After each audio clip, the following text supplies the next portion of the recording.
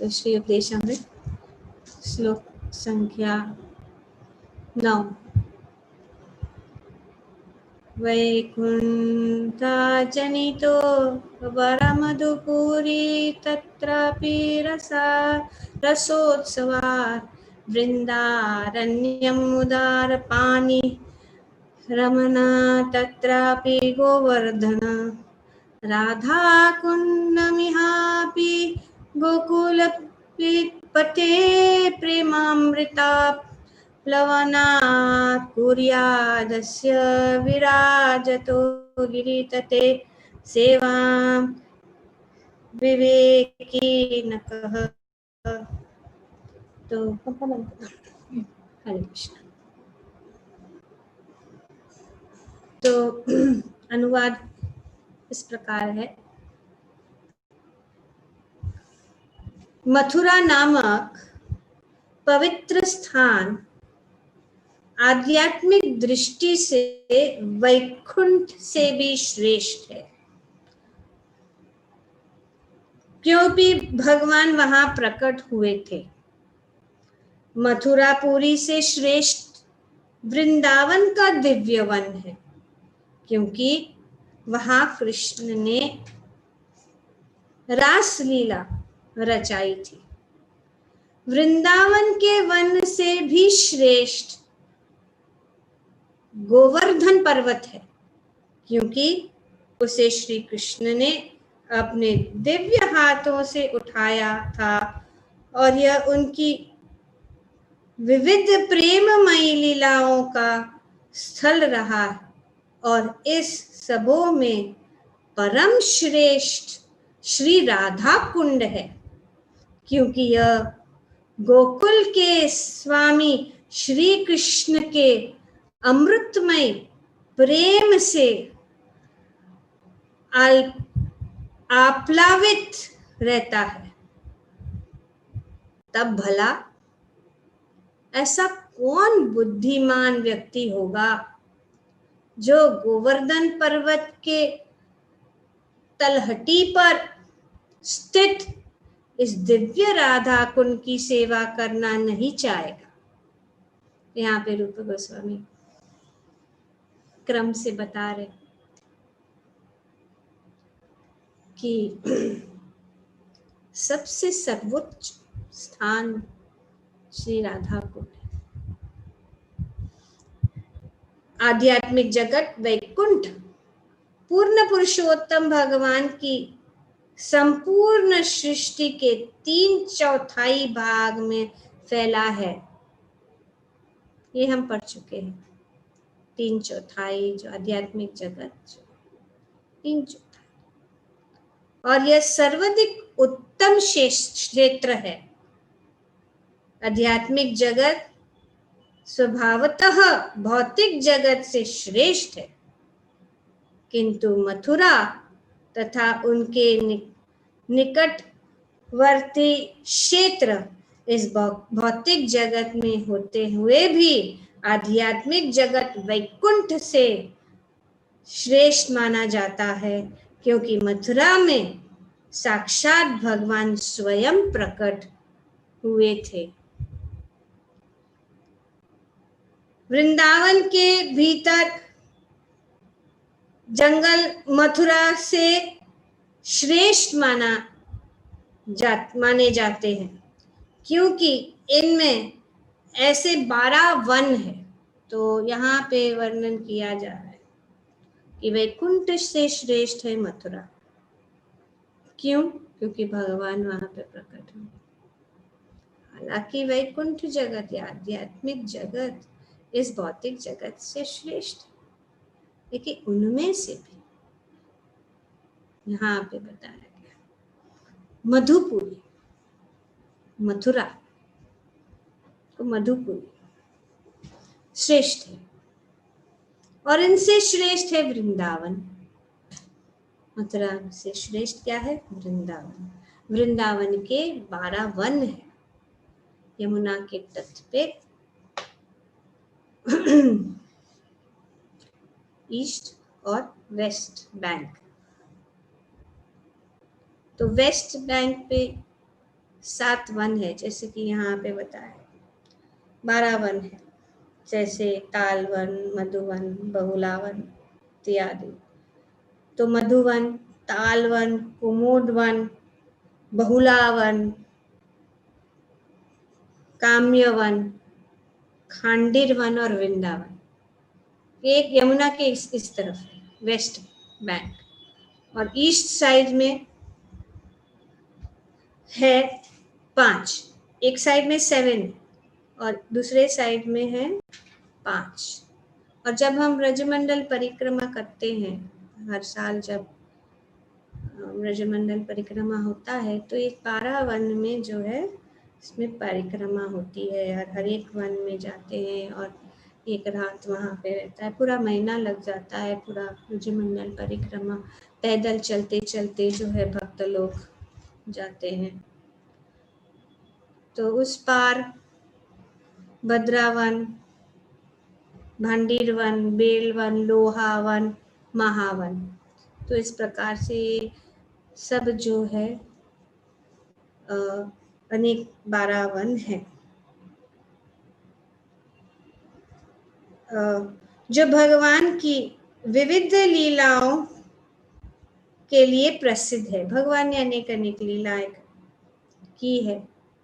भगवान हर रोज अनेक अलग अलग वन में जाते थे अपने ग्वाल बालों के साथ, और अलग अलग जो है लीलाएं करते थे।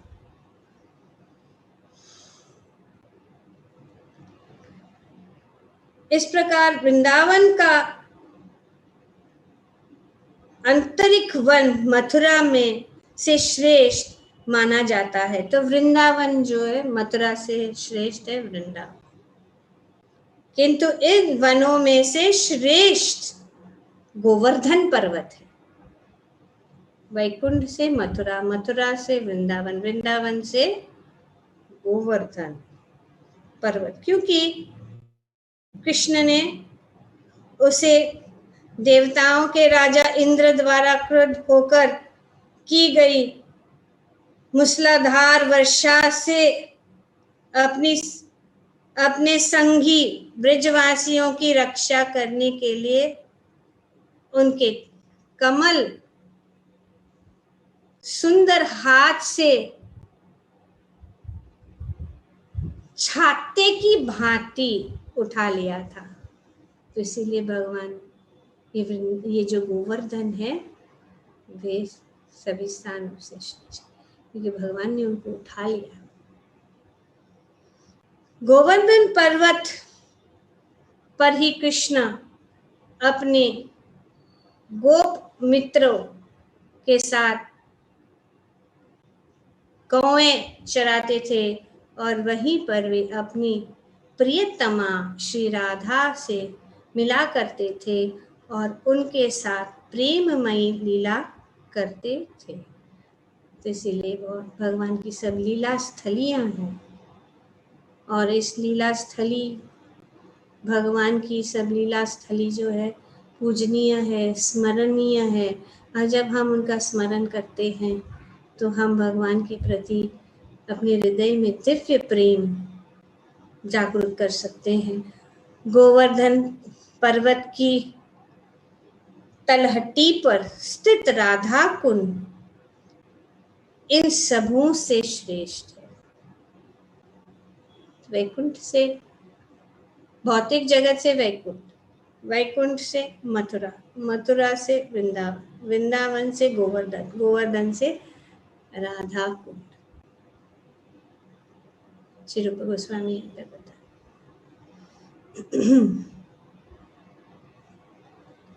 गोवर्धन पर्वत के तलहटी पर स्थित राधा कुंड इन सबों से श्रेष्ठ है, क्योंकि यह वही स्थान है जहाँ कृष्ण का प्रेम उफनता रहता है।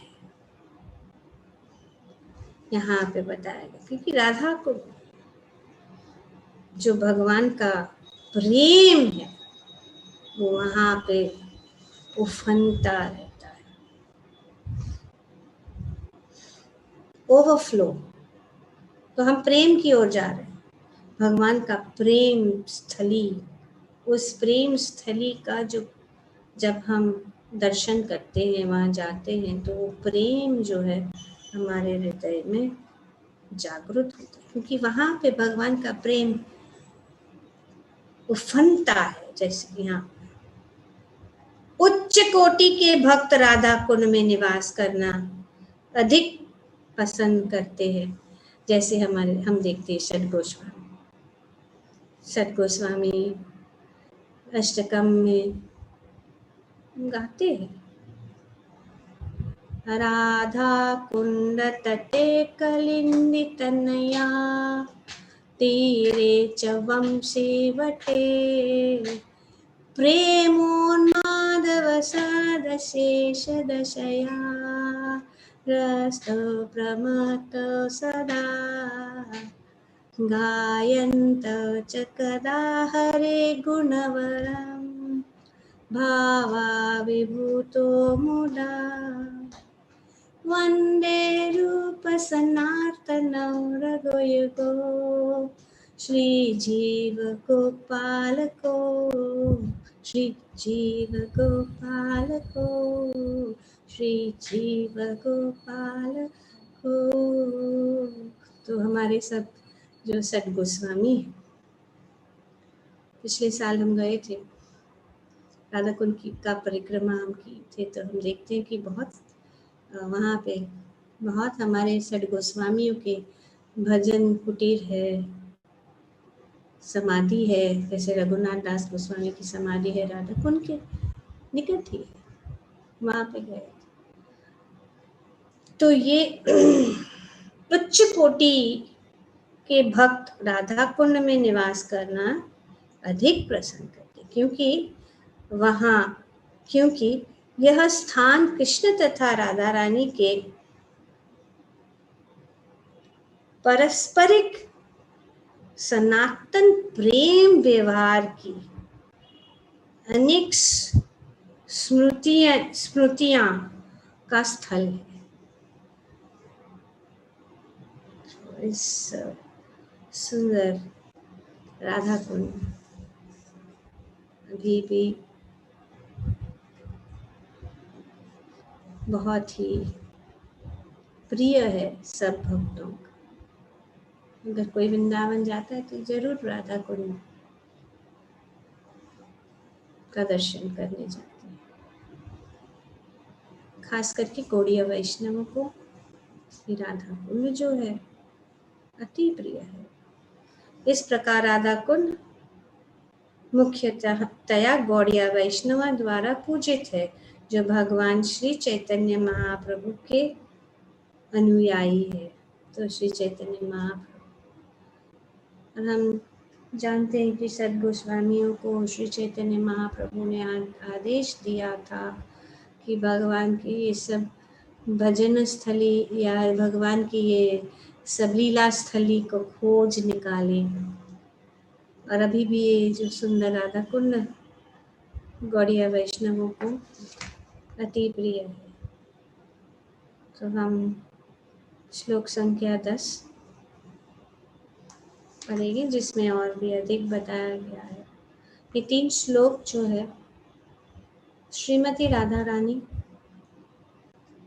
और श्री राधा कुंड की महिमा का वर्णन, क्योंकि ये प्रेम रस वहीं पे श्रद्धा से प्रेम तक पहुंचने के लिए राधा कुंड में ये रस जो है अधिक प्राप्त होता है। इसीलिए जो प्रेम रसिक भक्त है वे राधा कुंड के तट पर निवास करते हैं और अपना भजन करते हैं। कर्मेभ्यः परितो हरे प्रियतया व्यक्तिं ययुर्ज्ञानिना तेभ्यो ज्ञान विमुक्त भक्ति परम प्रेमैकानितस्ततः तेभ्यस्तत् पशुपाल पंकजऋषस्तभ्योऽपि राधिका प्रेष्ठा तवदीयं तदीया सरसितं न श्रियत् कृति। शास्त्रों का कथन है कि सभी प्रकार के सकाम कर्मियों के परमेश्वर हरि उन पर विशेष कृपा करते हैं जो जीवन के उच्चतर मूल्यों संबंधी ज्ञान में उन्नत होते हैं। ऐसे ज्ञानी, अभी अनेक श्रेणी के भक्त का वर्णन, सकाम कर्मी और ज्ञानी। ऐसे ज्ञानी से उत्तम उनके लोग ज्ञान योगी में से जो अपने ज्ञान के बल पर व्यवहारिक रूप से मुक्त हो जाता है वह भक्ति ग्रहण कर सकता है। तो सकाम कर्म से ज्ञान, ज्ञान से जो है भक्ति की ओर, जो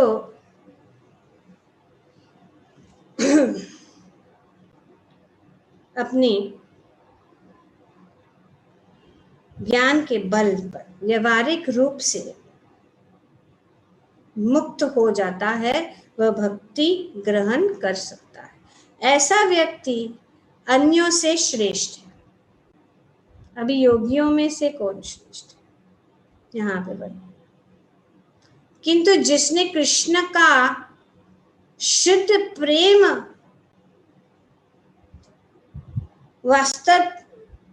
वास्तव में प्राप्त कर लिया है वह उनसे भी श्रेष्ठ है। तो जिसने भगवान का प्रेम, शुद्ध प्रेम प्राप्त कर लिया है वह जो उन ज्ञानियों से भी श्रेष्ठ है।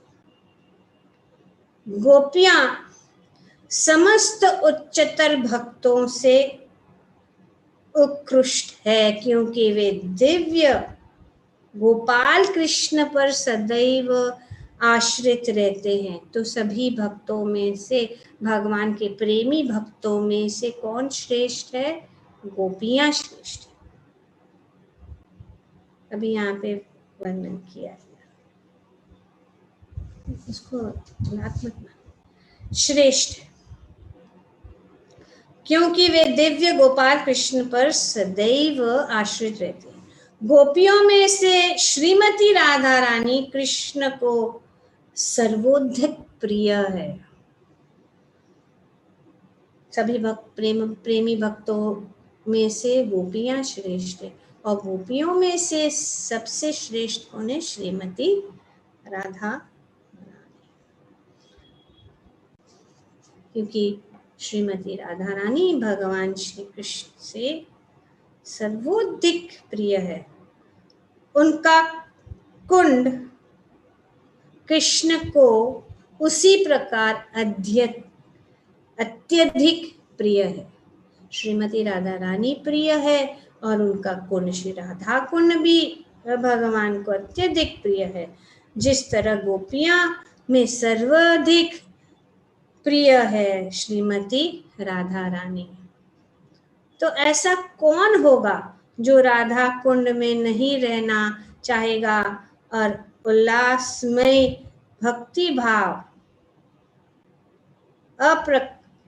अप्राकृत भाव से पूरित आध्यात्मिक शरीर द्वारा श्री राधा गोविंद के दिव्य युगल जो नित्य ही अपनी अष्टकालीय लीला संपन्न करते हैं उनकी प्रेममयी सेवा करना नहीं चाहेगा। निसंदेह जो लोग राधा कुंड के तट पर भक्ति करते हैं वो ब्रह्मांड में सर्वाधिक भाग्यशाली व्यक्ति है। तो यहाँ पे भगवान जो है अपनी प्रेममयी लीला करते हैं। अष्टकालीय लीला, अष्ट मतलब 8, काल मतलब प्रहर, दिन रात और दिन मिला के 24 घंटे होते हैं और इस 24 घंटे में जो है 8 प्रहर रहते हैं और ये पूरे 8 प्रहर में सुबह से लेकर और ये भगवान अनेक अनेक स्थानों में अनेक अनेक प्रकार की लीला करते। श्री विश्वनाथ चक्रवर्ती ठाकुर इस पूरे भगवान की श्रीमती राधा रानी, कृष्ण और उनके ग्वाल बालों के साथ जो लीलाएं हैं, जो अष्टकलिया लीला है, जो 8 प्रहरों में भगवान करते हैं, हर एक प्रहर जो है 3 घंटे का रहता है और ये शुरू होता है सुबह 3:36 से लेकर अंतिम जो है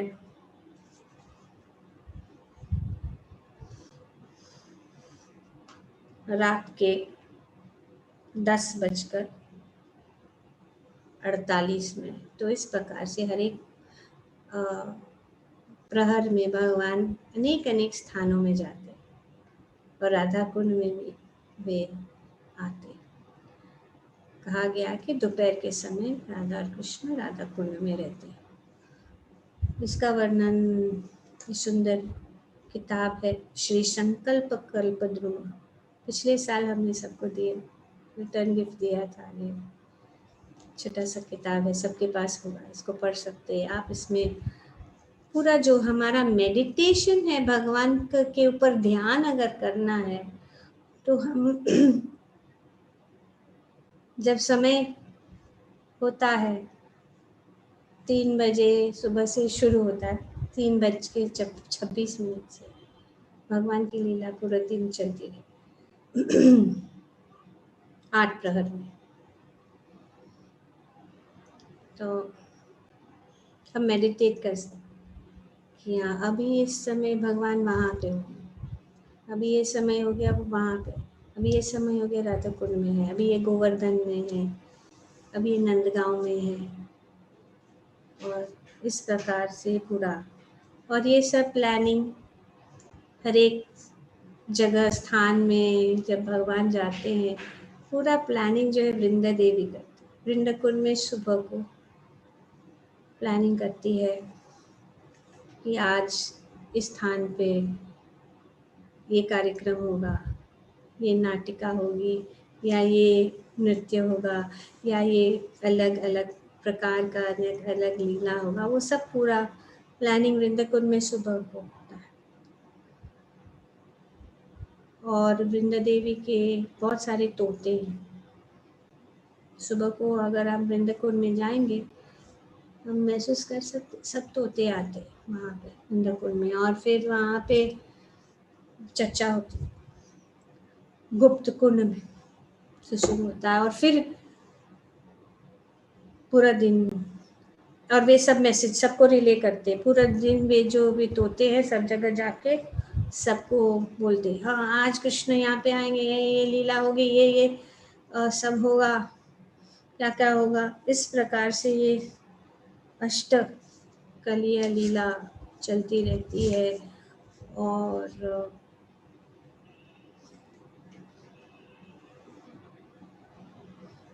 इस स्थान का वर्णन यहाँ पे किया जा रहा है। और सभी भक्तों में श्रेष्ठ श्रीमती राधा रानी और अति प्रिय उनका जो कुंड है भगवान को अति प्रिय है।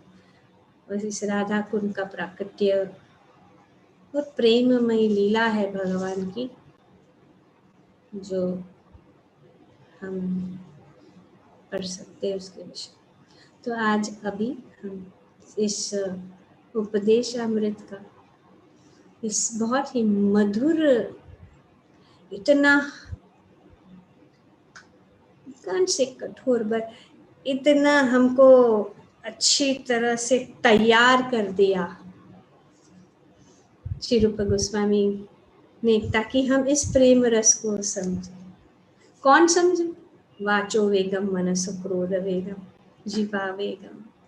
इसीलिए अगर हमारे अंदर जो भी वेग को हम जो कंट्रोल कर सकते, हमारा उत्साह, निश्चया, धैर्य से लेके ददाति प्रतिगृह्णाति से लेके अभी हमको श्री रूप गोस्वामी बहुत सुंदर रूप से ये, जब हम इस प्रकार से तैयार हो जाएंगे इस भगवान की प्रेममय लीला को में प्रवेश करने के लिए, तब उसका रस फिर हम पूरी तरह से बिना कोई काम वासना से और बिना कोई साधारण समझ के उसका रसास्वादन कर सकते हैं।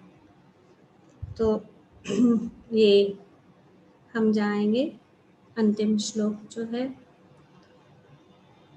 कृष्णास्युचे प्रणय वसति प्रेयसीभ्योऽपि राधाकुण्डं तस्य मुनिभिः अभिततादिकेव व्यधायि यत् प्रेष्ठेरपि अलम् असुलं किं पुनर्भक्तिभाजं तत् प्रेमेदं सकृदपि अविष्करोति।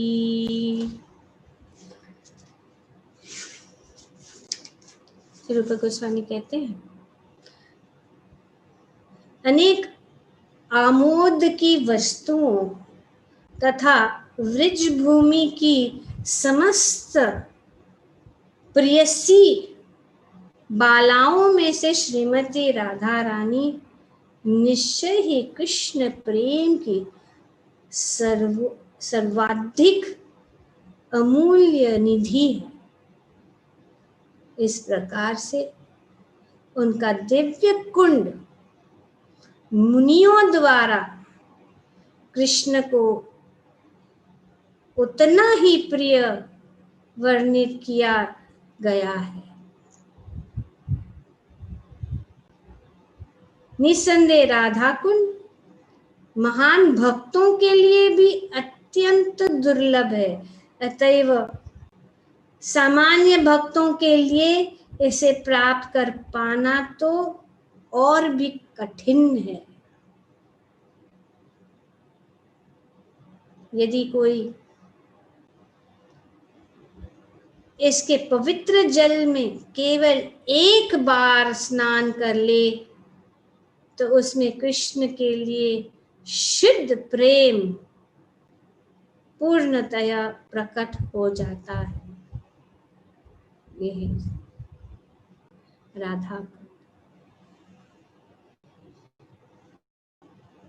राधा कुंड इतना पूज्य क्यों है? क्या बात है? ये सरोवर इसीलिए पूज्य है क्योंकि यह श्रीमती राधा रानी का है। पहली बात,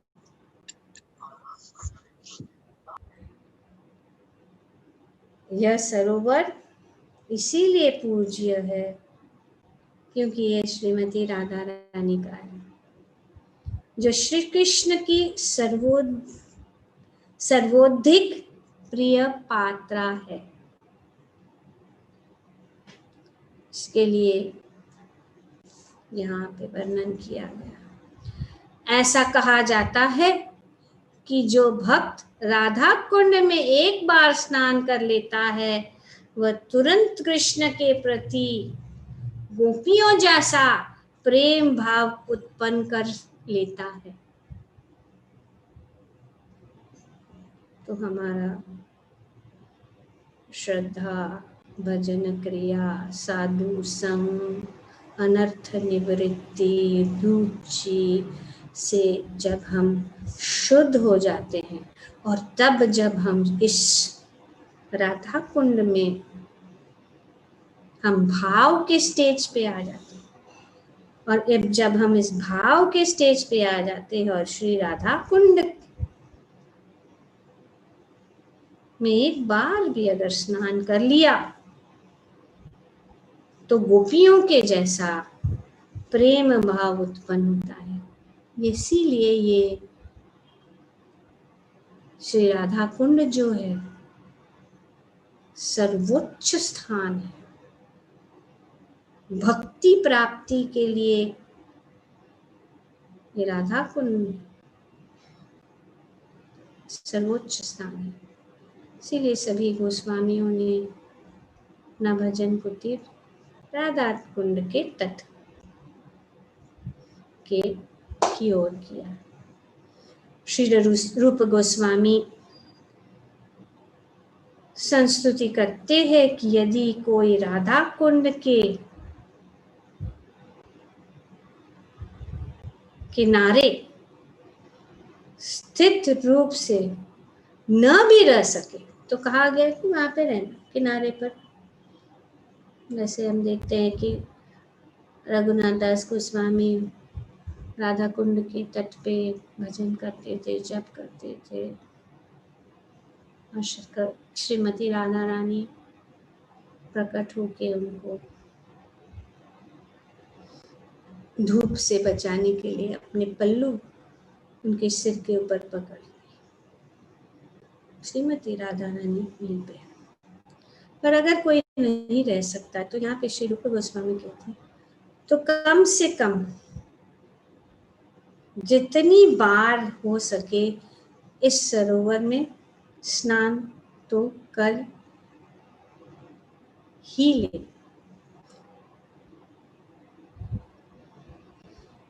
तो स्नान, राधा कुंड का स्नान, जो लोग अपने आध्यात्मिक शरीरों को पाकर भगवान के दिव्य धाम गोलोक वृंदावन लौट जाने की के इच्छुक है, उन्हें राधा कुंड में रहना चाहिए। रूप गोस्वामी के स्वरूप सिद्ध देह जब प्राप्त हो जाता है तो राधा कुंड में जाके रह जाए।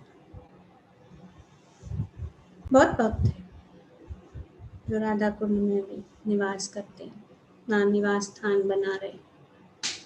भजन कोई लेना देना नहीं है भौतिक जगत से, सिर्फ भगवत प्रेम, भगवान के प्रति प्रेम की खोज, उस प्रेम का स्वादन करने के लिए ना ज्ञान, ना योग, ना और कोई प्रकार का योग सिद्धि, सिर्फ भगवत प्रेम और भक्तिमय सेवा। जो लोग अपने आध्यात्मिक शरीर सिद्ध देह को पाकर भगवान के दिव्य धाम गोलोक वृंदावन लौट जाना के इच्छुक है, उन्हें राधा कुंड में रहना चाहिए और श्री राधा रानी की विश्वास पात्र दासियों को की शरण ग्रहण करनी चाहिए और उन्हीं के निर्देश के अनुसार निरंतर श्री राधा की सेवा करनी चाहिए। तो श्री राधा रानी अगर प्रसन्न हो जाए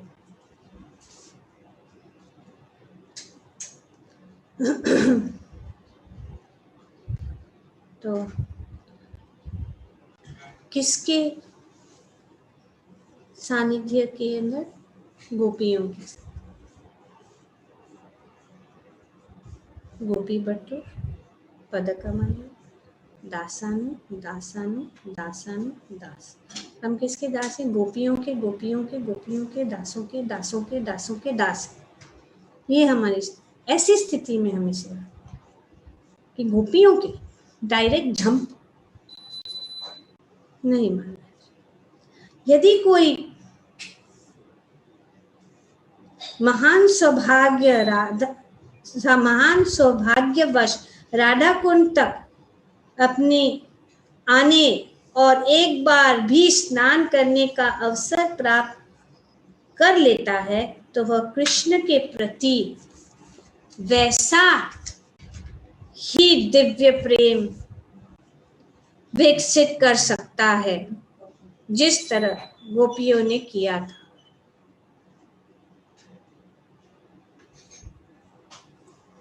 सिर्फ राधा कुंड में एक बार स्नान, सौभाग्यवश, क्योंकि यहाँ पे बताया कि ये दुर्लभ है।